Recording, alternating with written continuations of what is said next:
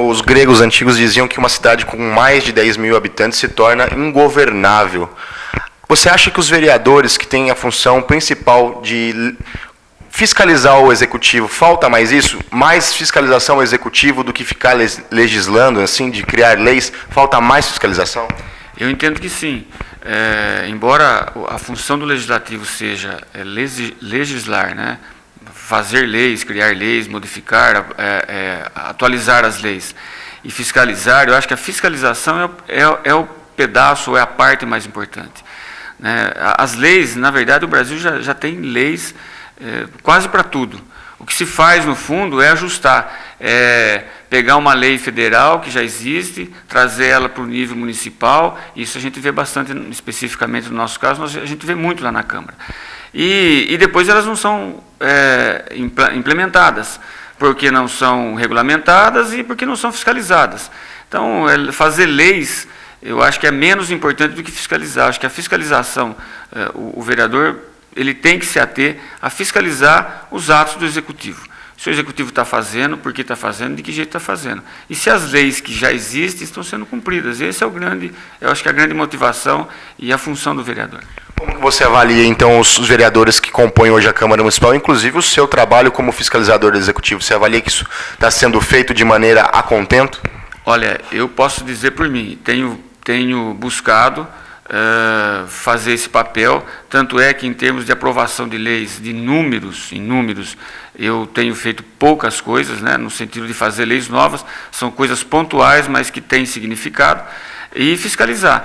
Mas eu acho que a Câmara deixa a desejar nessa questão de fiscalização, até porque pelas próprias dificuldades que nós temos hoje um instrumento de fiscalização, que são os requerimentos, que são questionamentos que nós fazemos ao Poder Executivo, e eles passam por votação. Quando a maioria resolve que deve passar, o requerimento é aprovado, a pergunta é feita e o governo responde, né, o Poder Executivo responde. Quando eles acham que não, nem a pergunta a gente pode fazer. Então, de qualquer maneira, isso tolhe a atividade do vereador, limita a atividade do vereador com essa questão de aprovação de requerimentos, que é aprovar se eu posso fazer uma pergunta para o Executivo. Né? E de uma maneira ou outra, isso já é uma função. Se é função de fiscalizador, como é que eu vou fiscalizar? Fiscalizar não é só olhar, fiscalizar é você ter dados. Para ter dados, você tem que perguntar. Então, pensando dessa maneira, a Câmara fica muito limitada com o sistema que é hoje, né, de aprovar requerimentos para poder questionar o Poder Executivo. Mas, na medida do possível, nós temos feito isso. O Brasil é uma nação ainda que sofre muita influência ideológica dos outros países, das potências mundiais. Como que você acha que isso atrapalha a política no Brasil? E, se até possível, trazer como que isso atrapalha a política aqui em Limeira? Olha, eu diria que esses últimos 10 a 15 anos, vamos dizer assim, esse último período aí dos dois governos, Fernando Henrique e do presidente Lula, eu acho que o país avançou bastante e quebrou alguns paradigmas nesse sentido de estar muito vinculado às políticas externas, né? O país se fortaleceu, a própria eleição do PT, né, trazer o PT para o poder, que era ideologicamente, eu acho que o partido mais forte que nós tínhamos, nós vimos que na prática do poder as coisas mudam um pouco e também deixou de ser tão ideológico e ser mais pragmático. Então, do ponto de vista das ideologias externas, das grandes potências, eu acho que isso diminuiu muito na medida em que nós crescemos economicamente. Aí que você se fortalece economicamente, eventualmente os seus posicionamentos são mais respeitados e sofremos menos influências e menos dependências externas.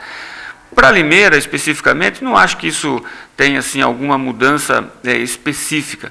Ela vem dentro desse contexto todo, que vale também para Limeira. Se economicamente a cidade está mais fortalecida, ela pode se posicionar de uma maneira melhor, quer dizer, trazer mais qualidade de vida para os seus cidadãos, e isso certamente é sempre bom. No passado, os partidos eram mais ideológicos, né? Cada sigla representava uma ideologia. Hoje há fusões de siglas, as menores são extintas, novas são criadas. Está faltando, porque o vereador, no caso, ele é eleito, a vaga é do partido, a vaga não é do vereador. Está faltando ideologia nos partidos hoje? Está se perdendo um pouco isso? Na verdade, hoje nós temos quase 30 partidos 27 partidos, se não me engano, 27, 30, menos de 30, pertinho de 30 partidos que existem legalmente. É muito partido. Né? Então, acho que assim que a gente se fala tanta reforma, mas a reforma partidária, né, a reforma política, ela tinha que acontecer, limitar o número de partidos, porque hoje os partidos servem para isso. Ideologia não tem, nem o PT não tem. Nem o PT que tinha uma ideologia, mas não tem mais. Né? Deixou a parte ideológica e foi para o pragmatismo. E os partidos, a gente tem visto exatamente isso. Eles têm servido para quê? Para compor eleições. As ideologias, elas deixaram de existir. Os conteúdos programáticos, pouca diferença faz. Se você perguntar qual é o conteúdo programático do partido A, B, ou C ou D, ninguém sabe. E raras as exceções que as pessoas escolhem disputar a eleição por um partido por causa do seu conteúdo programático. É por causa da situação geral, da possibilidade de se eleger ou não, do partido fazer mais, no caso, mais vereadores, ou mais deputado ou menos deputado. Então, precisa ser reformado. Esse modelo, eu acho que já está ultrapassado e vou mais além. Uma questão que nós temos que rever é a questão da reeleição. Eu acho que isso também já está com os dias contados, ou deveria estar, né, tanto para o Executivo quanto para o Legislativo. Né, talvez não 4 anos, 5 anos, mas exercer o mandato é aquele período, se quer voltar, dali 6 anos ou 5 anos, volta. Isso valer para o Executivo, valer para o Legislativo, isso criaria uma nova, eu acho que assim, uma oxigenação do sistema político brasileiro, porque as pessoas se elegem e ficam preocupadas em fazer um governo, seja no Executivo ou no Legislativo, em fazer um governo que crie as condições dele se reeleger novamente e continuar dentro do processo. E isso a gente tem visto ao longo da história que não, pelo menos do meu ponto de vista, não é salutar. Uma outra questão, eu penso que é o voto facultativo. Eu acho que isso melhoraria a qualidade do voto, né, e teríamos menos interferência dos poderes econômicos. E uma última questão seria a questão da eleição, especificamente o voto distrital, né, onde as pessoas votam dentro da sua região. E fica mais fácil de você acompanhar o trabalho, no caso do seu deputado, federal ou estadual, e cobrá-lo mais efetivamente.